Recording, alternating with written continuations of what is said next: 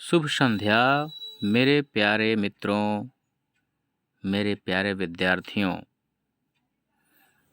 जैसा कि आप देख रहे हैं, आपको आज इस वीडियो में मैट्रिक सेंटअप एग्जामिनेशन 2022 के सारे वस्तुनिष्ठ प्रश्न जो हिंदी शब्द के हैं, उनका समाधान आपको मिलेगा।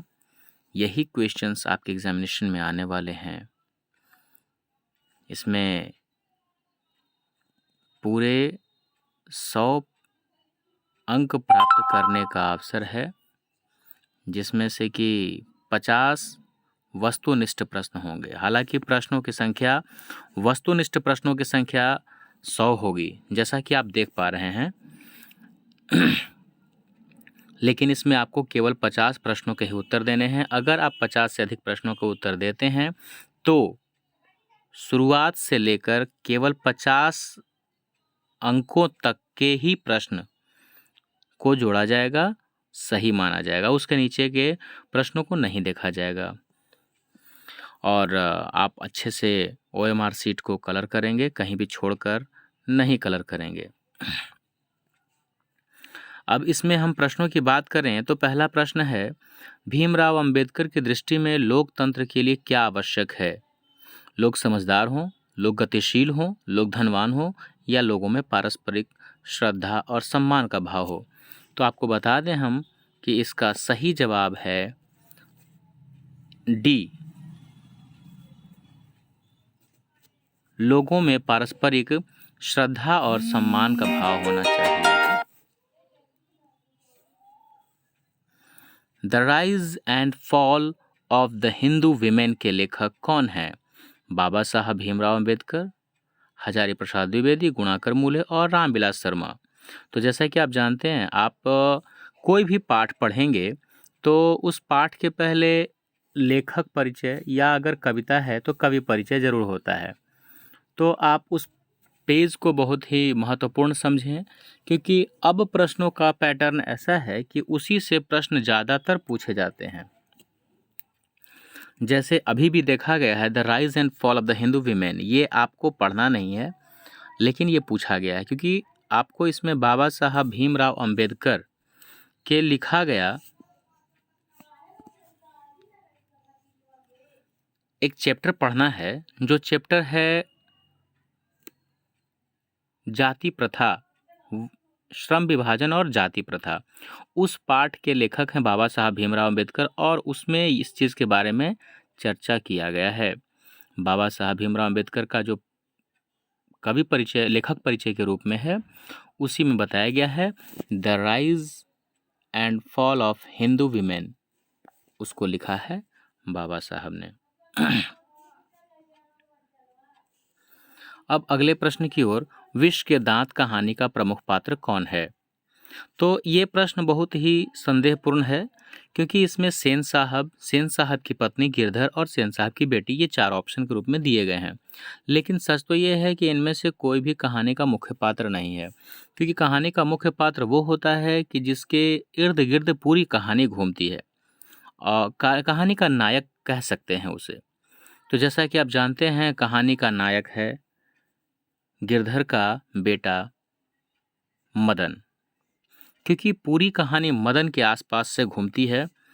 तो अगर हम समझते हैं कि इस प्रश्न में अगर ये जोड़ दिया जाए कि गिरधर का बेटा, तब ये सही हो सकता है, अन्यथा इसे हम किसी को सही नहीं मानेंगे। अगला प्रश्न की ओर चलते हैं हम। दैवत विज्ञान क्या है? जैसा कि शब्द से ही परिचित है, दैवत विज्ञान अर्थात देव विज्ञान, देवताओं के बारे में जानकारी ग्रहण करना। अब हम आगे चलेंगे।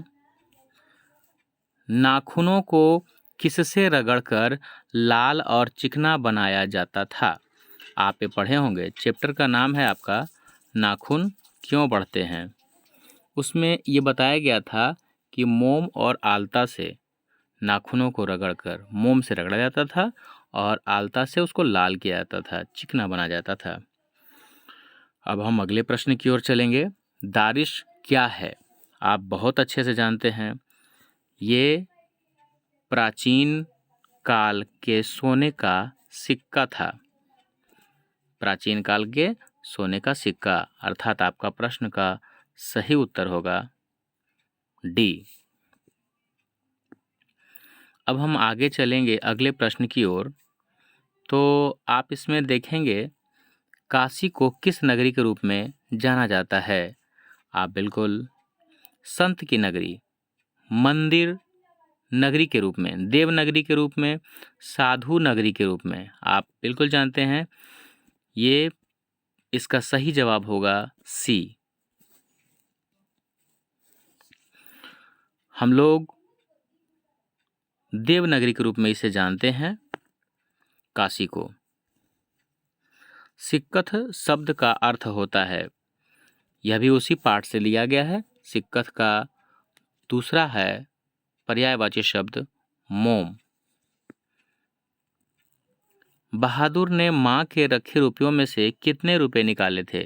आपको पाठ याद होगा, जब बहादुर की माँ ने उसे पीटा था, भैंस को पीटने के गुस्से में आकर के, कि क्योंकि बहादुर ने माँ के प्यारी भैंस को पीट दिया था, इसलिए उसकी माँ ने बहुत पीटा था और वह भागने लगा। घर छोड़कर जब भाग रहा था तो वह उसमें से माँ जो रुपये रखी थी घी के हांडी में, उसमें से उसने केवल 2 रुपये निकाले थे और वहाँ से भाग गया था। अब हम बात करेंगे परंपरा का मूल्यांकन शीर्षक पाठ किसके द्वारा लिखा गया है, और इसका सही जवाब है बिरजू महाराज, हजारी प्रसाद द्विवेदी, रामविलास शर्मा और अशोक वाजपेयी। तो आप इसमें से सही जवाब रामविलास शर्मा जी को लगाएंगे, अर्थात आपका सही आंसर सी होगा। जित जित मैं निरखत हूँ पाठ के केंद्र में हैं बिरजू महाराज। बिल्कुल, इसमें पहला ही ऑप्शन आपका सही मिलता है, बिरजू महाराज, क्योंकि इसमें पूरे पाठ में बिरजू महाराज के बारे में चर्चा की गई है। यंग इंडिया के संपादक कौन हैं? ये प्रश्न संख्या 12 है, जो कि महात्मा गांधी का लिखा हुआ एक चैप्टर है आप में, शिक्षा और संस्कृति। तो शिक्षा और संस्कृति पाठ में चर्चा की गई है कि महात्मा गांधी ने यंग इंडिया के संपादन किया था, यह पत्रिका है। शेक्सपियर किस भाषा के कवि हैं? आप बहुत ही अच्छे से जानते हैं, इंग्लिश में भी एक शब्द आता है, Shakespeare is the Kalidas of India, Shakespeare is the Kalidas of England and Kalidas is the Shakespeare of India. तो हम जानते हैं ये अंग्रेजी भाषा के थे और इसका सही जवाब होगा सी। प्रश्न है तीसरा साक्ष्य पुस्तक किसके द्वारा लिखी गई है? तीसरा साक्ष्य ये अशोक वाजपेयी ने लिखा है, पहला ही ऑप्शन आपका सही हो जाएगा। राष्ट्रकूट कहाँ के शासक थे? राष्ट्रकूट मुझे लगता है कि ये गौड़ प्रदेश के थे, लेकिन थोड़ा संदेह है इस प्रश्न में, तो इस प्रश्न को हम छोड़ते हैं।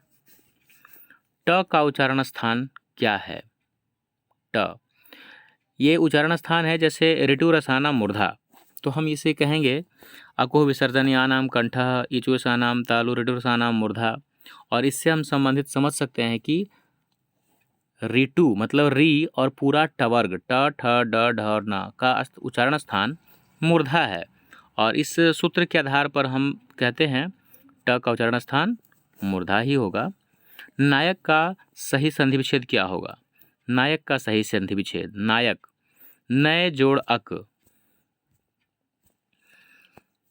इसका सही जवाब होगा। निम्न में शुद्ध शब्द क्या है? आपको 4 शब्द दिए गए हैं, मरण, रुग्ण, वनवास और रसायन। तो आपने देखा मरण में टवर्गी न है, ये गलत है। रुग्ण में टवर्गी न है, जबकि टवर्गी न दोनों में होना चाहिए, गलत है। अब हम अगर ऑप्शन डी की बात करें रसायन में, इसमें टवर्गी न लिखा हुआ, ये गलत है, इसमें टवर्गी न होना चाहिए था। वनवास आपका बिल्कुल सही जवाब है और इस प्रकार से आपका सही ऑप्शन सी ही होगा। श्याम शब्द है, श्याम एक व्यक्ति का नाम है और इसलिए यह व्यक्तिवाचक संज्ञा होना चाहिए।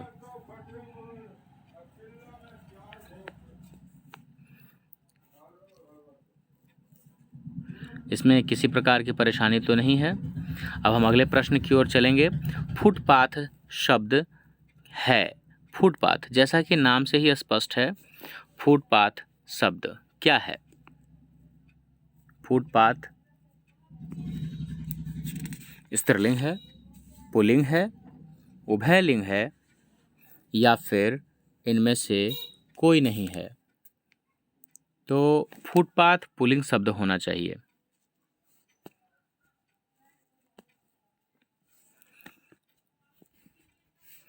कर्पूर शब्द है, कर्पूर तत्सम शब्द है, और कर्पूर का ही बिगड़ा हुआ रूप कपूर जो होता है वो तद्भव शब्द हो जाता है, इसलिए हम कहेंगे कर्पूर तत्सम शब्द है। संस्कृत के वे शब्द जिनका हूबहू हिंदी में प्रयोग होता है उन्हें तत्सम कहते हैं। अब नेता शब्द का स्त्रीलिंग रूप क्या है? नेता शब्द का स्त्रीलिंग रूप, आप बहुत सारे लोग प्रैक्टिकली बोल देते हैं नेताइन, लेकिन ऐसा होता नहीं है। नेता का स्त्रीलिंग होता है नेत्री, और आपका आंसर सी होगा। सर्वनाम के कितने भेद हैं? सर्वनाम के आप बिल्कुल जानते हैं, सर्वनाम के 6 भेद होने चाहिए। आपका आंसर सी होगा। हम चलते हैं अगले प्रश्न की ओर। यह घर किस विशेषण का उदाहरण है? यह घर शब्द क्या है? यह घर, तो यह घर के बारे में बताया जा रहा है। कोई भी एक घर है, उसके पहले यह लगाया गया है। ये सर्वनाम चूंकि आया हुआ है इसमें यह, इसलिए हम सर्वनामिक विशेषण के रूप में इसे देखेंगे। गुणवाचक विशेषण नहीं हो सकता है, संख्यावाचक नहीं। परिणाम, हमें लगता है कि इसका सही जवाब सर्वनामिक होना चाहिए, पर अगर गलत होता है आप बुक से इसको मिला लेंगे, संदेहास्पद है थोड़ा। अगला है जिसका कर्म हो या जिसके साथ कर्म की संभावना हो उसे कहते हैं सकर्मक क्रिया कहेंगे, क्योंकि वैसा क्रिया जिसमें कर्म हो अथवा होने की गुंजाइश हो, मतलब संभावना हो, जैसे आपका पढ़ना, लिखना, खाना इत्यादि। रसखान किस राजवंश में उत्पन्न हुए थे? ये प्रश्न है और इसका सही जवाब है पठान राजवंश। बहुत सारे बच्चे इसमें गलती कर देते हैं, मुगल राजवंश कर लेते हैं, लेकिन आप रसखान का जो चैप्टर है उसमें आप देखेंगे तो आपको मिल जाएगा सही जवाब इसका पठान राजवंश। मोमन मानिक लय गयो चितय चोर नंद नंद, यह आपको किस पाठ से लिया गया है? राम बिनु बिरथे जग जनमा, करील के कुंजन उपरिवारों, प्रेम ऐनी श्री राधिका, अति सुधो स्नेह को मार्ग है। इसका सही जवाब होगा प्रेम ऐनी श्री राधिका। प्रेम ऐनी श्री राधिका पाठ में ही उन्होंने इसके बारे में बताया है। वो कृष्ण के बारे में कहते हुए कहते हैं कि मेरा मन तो ले गए वो चितचोर नंद के नंद, अर्थात नंद बाबा के जो बेटा हैं वो चितचोर हैं, चित्त को चुराने वाले हैं। कुंवर नारायण की कविता है, कुंवर नारायण आपके सिलेबस में दिया गया है। कुंवर नारायण के बारे में उनके द्वारा लिखी गई एक कविता है, बहुत ही खूबसूरत कविता, एक वृक्ष की हत्या। उन्होंने इसमें वृक्ष के बारे में चर्चा किया है कि वृक्ष हमारे लिए कितना महत्वपूर्ण है और हम वृक्ष को किस तरीके से नुकसान पहुंचा रहे हैं। अगला पाठ है प्रश्न है प्रेमघन अपना आदर्श किसे मानते थे? प्रेमघन, चूंकि ये भारतेंदु हरिश्चंद्र के ज़माने के थे, उन्हीं के समय के थे, और भारतेंदु हरिश्चंद्र को ही वे अपना आदर्श भी माना करते थे। तो सही जवाब आपका ए होगा। लौट कर आऊँगा फिर, लौट कर आऊँगा फिर किस कवि द्वारा अनुवादित है, अर्थात अनुवाद किया गया है? जैसा कि आप अच्छे से जानते हैं कि लौट कर आऊँगा फिर हिंदी में लिखी गई कविता नहीं है, यह एक बंगाली में लिखा गया है। तो इसको खुद ही जीवनानंद दास ने ही, चूँकि इन्होंने लिखा भी था और इन्होंने अनुवाद भी इसको किया है, जीवनानंद दास जी ने ही इसको अनुवाद किया है।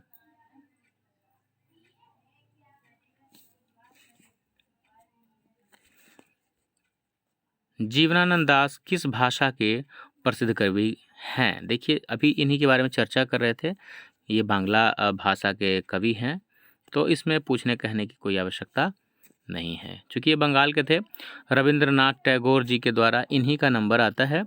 इनकी काफ़ी सम्मान मान्यता है वहाँ वहाँ के काव्यों में, वहाँ के लेख में।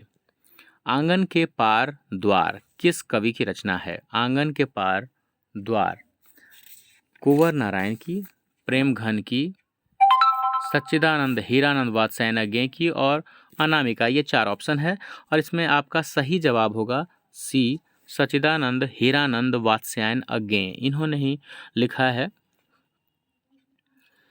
अब हम आगे चलेंगे। मानव का रचा हुआ सूरज मानव को भाप बनाकर सो गया। बिल्कुल आपको अच्छे से याद होगा, यह किस पाठ से लिया गया है? हिरोशिमा। एकदम पहला सही जवाब इसका है हिरोशिमा, यही इसका उचित आंसर है। हिरोशिमा उसी में लिखा गया था। यहाँ पर सूरज एक परमाणु बम के बारे में बताया गया है, जो बिल्कुल बीच चौक पे उसे गिरा दिया गया और ऐसा लगा जैसे कि सूरज की तरह दहकता हुआ आया और एक क्षण में सब कुछ खत्म करके चला गया। अगला प्रश्न है, जनतंत्र का जन्म कविता के रचनाकार हैं। तो जनतंत्र का जन्म, देखिए ये कविता, कवि मतलब कोई भी जो पाठ हो उसके रचनाकार बहुत ही महत्वपूर्ण है। आप पूरा याद कर लें, 5-7 नंबर तो कम से कम उससे हर साल पूछे ही जाते हैं। तो जनतंत्र का जन्म कविता का रचनाकार हैं रामधारी सिंह दिनकर जी। आपका सही जवाब बिल्कुल सी होगा। बिल्कुल आप याद कर ही लेंगे, ये आपके फाइनल एग्ज़ाम में भी आने वाले हैं। सेंटअप एग्ज़ाम का जो प्रश्न है वो पूरा पैटर्न फाइनल एग्ज़ाम का है और इसमें से बहुत सारे प्रश्न भी आने की संभावना है, क्योंकि बहुत ही महत्वपूर्ण प्रश्न है। अगले प्रश्न की ओर चलते हैं। कवि रसखान द्वारा कृष्ण भक्ति, कवि रसखान द्वारा कृष्ण भक्ति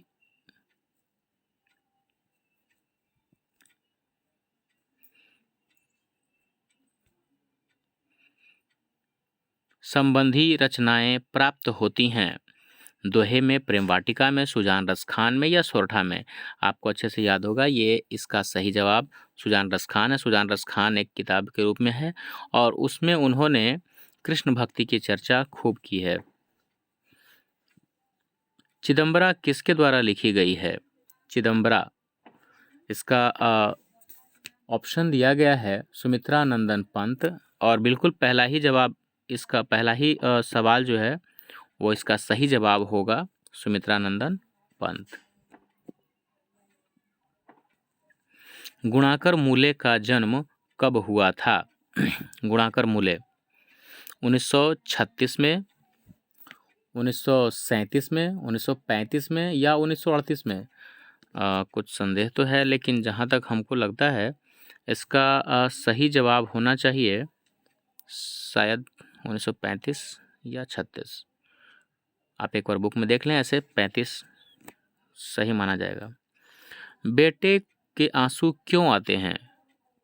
बेटे के आंसू आ जाते हैं विफलता के कारण, क्योंकि बच्चा जब अंग लिखने का प्रयास करता है तो वह उसमें विफल हो जाता है और इसके चलते ही उसको आंसू आता है। तो इसका सही जवाब ये होगा, विफलता के आंसू। धर्मवीर भारती द्वारा भाषांतरित कविता है। रेनर मारिया लिल्के का लिखा हुआ एक कविता है और वह कविता आपको पढ़ने के लिए दिया गया है। मेरे बिना तुम प्रभु, मेरे बिना तुम प्रभु कविता है जिसको धर्मवीर भारती ने भाषांतरित किया है, अर्थात हिंदी में लिखा है। अगले प्रश्न की ओर चलेंगे। तो दूसरे के इशारे पर भटकने वाले लोगों को क्या कहते हैं? अंधविश्वासी तो नहीं कहेंगे, ज्ञानी भी नहीं कहेंगे, विद्वान भी नहीं कहेंगे, इन्हें अवश्य ही मूढ़ कहेंगे, अर्थात मूर्ख कहेंगे और आपका सही जवाब डी होगा। प्रलय शब्द में उपसर्ग है। उपसर्ग शब्दों के पहले लग करके उसके अर्थ में परिवर्तन करने वाले शब्द या शब्दांश को प्रलय कहते हैं, आप जानते हैं, उपसर्ग कहते हैं। तो आपका सही जवाब होगा ए, प्रलय। इसमें प्र उपसर्ग है। अभी पहाड़ शब्द का विशेषण, पहाड़, पहाड़ मतलब पहाड़ से संबंधित पहाड़िला नहीं, अभी आपका दूसरा आंसर पहाड़ी आया है और सही जवाब यही है, पहाड़ से संबंधित पहाड़ी होता है। इसका विशेषण बनाने के लिए पूरा पाठ पढ़ना होगा आपको। निर्भय शब्द कौन सा समास है? निर्भय बिना भय का, जिसमें बिना जो है वो पहला पद इसका अव्यय है और इसलिए यह अव्ययी भाव समास होगा। जैसा कि आप जानते हैं, पहचानने के लिए तत्पुरुष समास होगा जिसमें कर्ता के चिन्ह होंगे और कारक के चिन्ह होंगे, और कर्मधारय होगा उसमें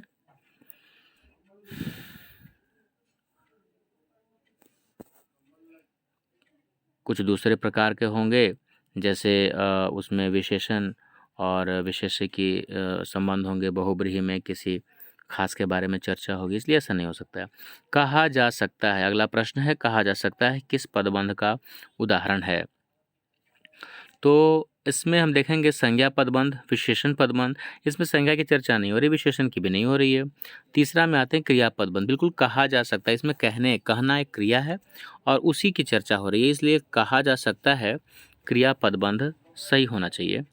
आगामी शब्द का विलोम, आगामी मतलब आगे आने वाला, तो इसका सही जवाब होगा पीछे बीता हुआ, अर्थात जिसको हम लोग विगत कहेंगे। आपका सही आंसर बी होगा। जो मापा न जा सके का एक शब्द, मतलब अनेक शब्दों के बदले एक शब्द आपको देखना होगा। तो जिसका मापा ना जा सके, आजीवन नहीं हो सकता है, अभेद्य होगा नहीं, जिसको भेदा ना जाए, आलोच्य जिसकी आलोचना न की जाए, इसलिए सही जवाब होगा अपरिमेय, जिसकी परिमिति ज्ञात न हो, मतलब मापा ना जाए। अपने पैरों पर खड़ा होना मुहावरे का अर्थ है, बुरी तरह पछताना नहीं होगा। स्वावलंबी होना बिल्कुल सही जवाब होगा। स्वावलंबी होना मतलब अपने जीवन को चलाने के लिए खुद का आधार बनना, किसी पर आश्रित न होना। अभी हम चलेंगे अगले प्रश्न की ओर। शुद्ध वाक्य है, इसमें कौन सा वाक्य शुद्ध है? मैंने उसे कलम दी, मैंने उन्हें ही कलम दी, उसके बहन नहीं हैं, मुझे किताब दो, चरखा चलाना चाहिए। इसमें हम देख रहे हैं कि प्रश्न का ऑप्शन ए, मैंने उन्हें ही कलम दी है, गलत है। उनके बहन नहीं है, नहीं उनकी बहन नहीं है, ऐसा होना चाहिए। मुझे किताब दो, ये प्रश्न सही, ये ऑप्शन सही लग रहा है। चरखा चलाना चाहिए, ये भी सही लग रहा है, लेकिन इसमें कोई करता नहीं है, इसलिए हम थोड़ा सा सी को ज़्यादा प्रायोरिटी देते हुए चलेंगे। सी मेरे हिसाब से सही होना चाहिए। मधुर शब्द में प्रत्यय है। प्रत्यय, जैसा कि आप जानते हैं, शब्द के पीछे लग करके उसके अर्थ में परिवर्तन थोड़ा या पूरी तरह से लाए, वैसे शब्द या शब्दांश को प्रत्यय कहते हैं। मधुर में र प्रत्यय होना चाहिए मेरे अनुसार। सूर्योदय हुआ और कुहासा जाता रहा, किस वाक्य का उदाहरण है? ये और से जुड़ा हुआ है, दो वाक्य, इसलिए संयुक्त वाक्य होना चाहिए और आपका सही जवाब बी होगा। रंगप्पा किस किस्म का आदमी था? आप जानते हैं ये दही वाले मगम्मा पाठ से लिया गया चैप्टर है। इसमें वह लंपट भी था, जुआरी था, बदमाश था, तो मेरे हिसाब से इसका सही जवाब होना चाहिए डी, इनमें सभी। मंगम्मा ने ब्याह में बहू को क्या दिया था? कर्णफूल भी दिए थे, कड़े भी दिए थे, झुमकी भी, अर्थात उन्हें सभी दिया था। उसमें चर्चा किया गया है, उसी चैप्टर से लिया गया यह प्रश्न है। ढहते विश्वास कहानी में राजेंद्र मिश्र क्या हैं? इस कहानी ढहते विश्वास कहानी में राजेंद्र मिश्र क्या हैं? पूरी तरह हम इससे सहमत नहीं हैं, तो हम इस प्रश्न को छोड़ देते हैं।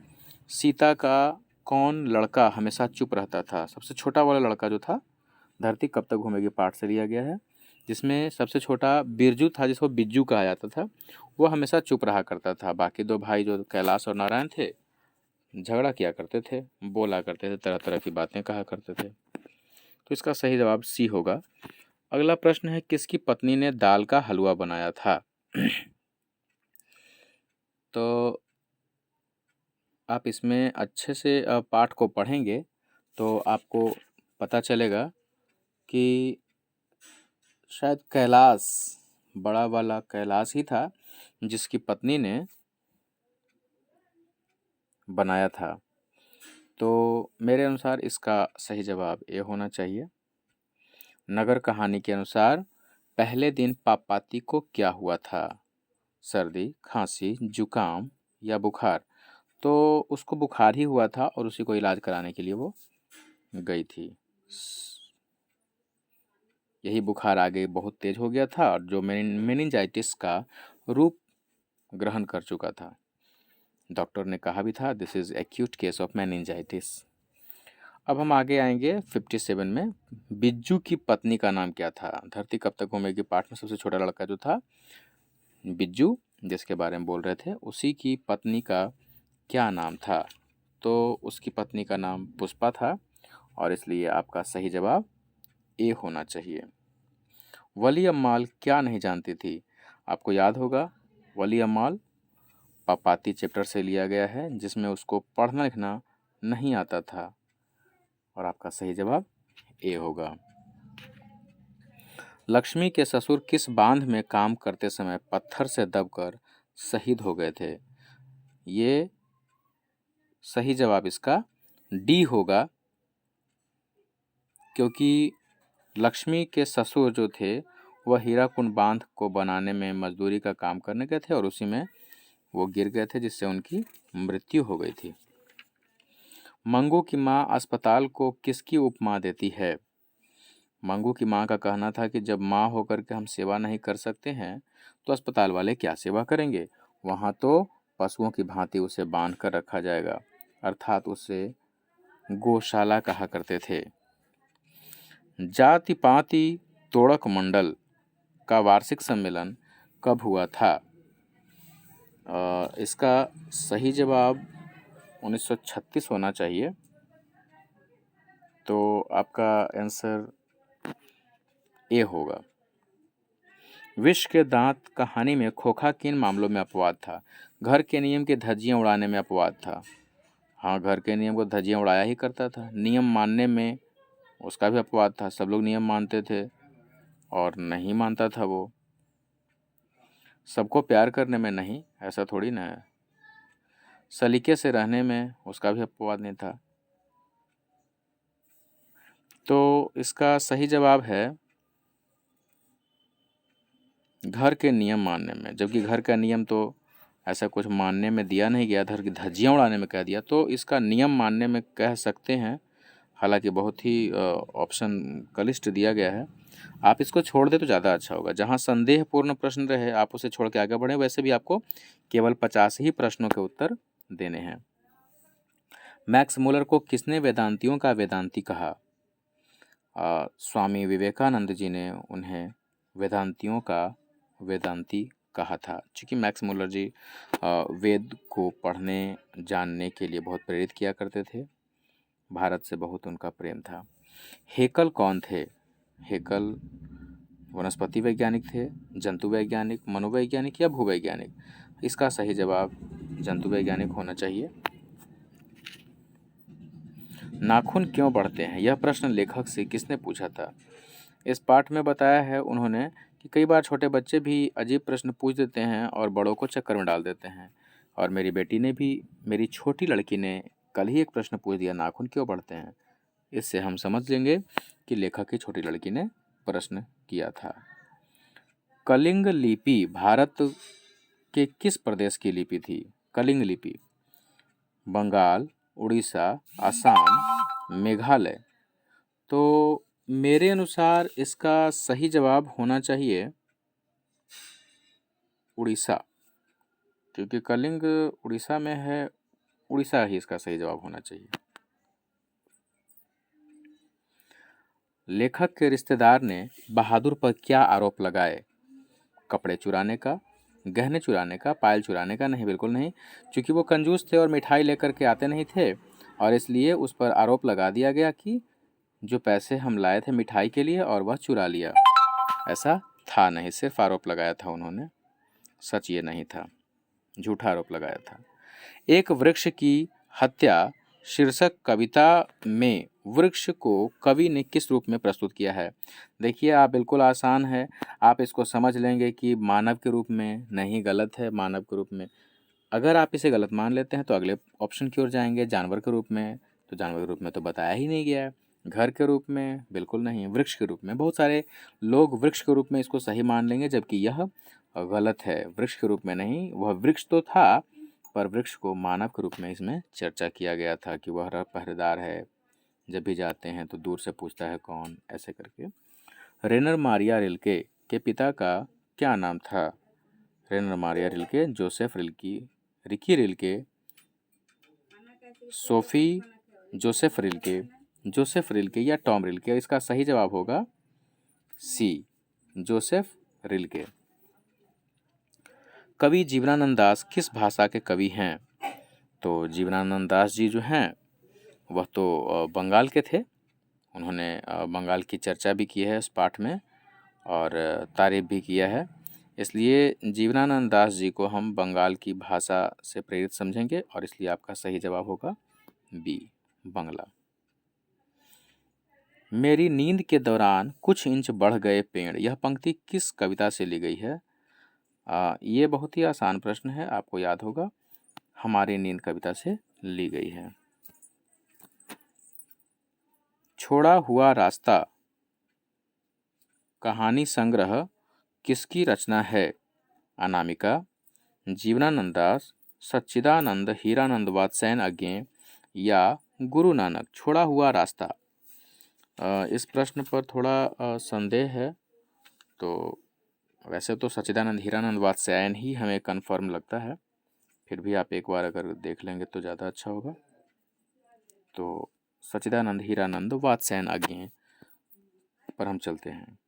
हिरोशिमा शीर्षक कविता में सूरज कहाँ निकला? जैसे कि पिछले प्रश्न में मैंने चर्चा किया था कि सूरज नहीं था वो, उसमें बम गिराया गया था, परमाणु बम, नगर के चौक पर। उसी को सूरज के रूप में दिखाया गया था कि 1 सेकंड का वह सूरज आया और पूरी धरती को वाष्प बना गया, अर्थात वह आसपास के एरिया अर्थात हिरोशिमा शहर को पूरी तरह बर्बाद कर गया। कवि प्रेमघन के किस काव्य में ग्रामीण जीवन का यथार्थवादी चित्रण है? इस प्रश्न में थोड़ा संदेह है, हम इसको छोड़ के आगे बढ़ना चाहेंगे। ढ का उच्चारण स्थान, देखिए इसी से संबंधित एक और प्रश्न आया था, ट का उच्चारण स्थान, और मैंने बताया था ऋतु रसाना मूर्धा, अर्थात री और टवर्ग का उच्चारण स्थान मूर्धा होता है। टवर्ग मतलब ट, ठ, ड, ढ और टवर्गिना। देखिए इसमें ढ फिर से पूछा है और इसका भी सही जवाब होगा मूर्धा, अर्थात सी। यशोदा का संधि विच्छेद, यह विसर्ग संधि है, इसका सही जवाब होगा यशः जोड़ दा। पुस्तक शब्द कौन संज्ञा है? पुस्तक से किसी खास का बोध होता है, नहीं तो व्यक्तिवाचक नहीं हो सकता, समूह का बोध भी नहीं होता है, इससे भाव का बोध नहीं होता है, इससे जातिवाचक संज्ञा के रूप में हम रख सकते हैं, क्योंकि किसी प्रकार का पुस्तक हो सकता है, इससे पूरे पुस्तक जाति का बोध हो रहा है। दया शब्द क्या है? दया, तो जैसा कि आप जानते हैं, दया, क्या मुझे तुम पर जरा भी दया नहीं आई? तो दया मेरे अनुसार स्त्रीलिंग शब्द होना चाहिए। ओष्ठ शब्द है, ओष्ठ अर्थात होठ, तो ओष्ठ जो है वो तत्सम है और इसी का बिगड़ा हुआ रूप ओठ या होठ होता है, वो तद्भव होता है। तो यहाँ पे ओष्ठ की चर्चा की जा रही है, इसलिए यह तत्सम ही होगा। पूज्य शब्द का स्त्रीलिंग रूप है? पूज्य का स्त्रीलिंग रूप पूज्य नहीं, यह गलत है। पूज्या, बिल्कुल सही जवाब आपका यही है, पूज्या होगा, बी। जो सोएगा सो खोएगा, यह जो प्रश्न है आपको बहुत ही महत्वपूर्ण है। यह प्रश्न आपके अनुसार क्या होना चाहिए? जो सोएगा सो खोएगा, यह किस सर्वनाम का है? और निजवाचक मतलब खुद के बारे में बताया जा रहा है, नहीं बिल्कुल नहीं। निश्चयवाचक, इसमें निश्चय का कोई बात ही नहीं है। अगर हम डी की ओर चलते हैं तो प्रश्नवाचक, इसमें किसी प्रश्न का बोध नहीं हो रहा है। संबंधवाचक, हाँ इसमें संबंधवाचक है और आपका आंसर सी होगा, क्योंकि जो सोएगा सो खोएगा, हम उसी के संबंध की बात कर रहे हैं, सोने वाले का ही खोएगा। आपका सही जो जवाब होगा वो सी होना चाहिए। शेर भर दूध, शेर भर अर्थात 1 किलो जो मात्रा कहा गया था, पहले के ज़माने में नापा जाता था। यह परिमाण का बोध करवाता है, तो परिणाम परिमाण बोधक ही होगा। वह खा चुका था किस काल से है, बहुत ही आसान प्रश्न है। चुका था, चुकी थी, चुके थे, आप जानते हैं यह भूतकाल का है और आपका सही जवाब सी होना चाहिए। सुहावन शब्द में प्रत्यय है, इसमें थोड़ा सा संदेह है। सुहावन शब्द में प्रत्यय, लेकिन अन प्रत्यय होना चाहिए।